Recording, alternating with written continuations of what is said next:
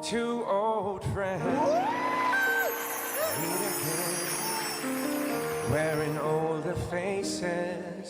Someday they'd meet again and have a need for more than reminiscing. Maybe love won't end. Naging usap-usapan online ang naging masayang eksena sa Bulacan University nang muling magkasama sina Bimby Aquino at Riza May Dizon. Maraming netizens ang natuwa sa kanilang natural na samahan, lalo na nang kantahan ni Bimby si Riza sa harap ng audience. Dahil dito, mabilis na kumalat ang mga video clips at iba't ibang reaksyon sa social media. Marami rin ang nagpuri sa boses ni Bimby at nagsabing naging mas kumpiyansa na siya sa pagharap sa publiko kumpara noong mga nakaraang taon.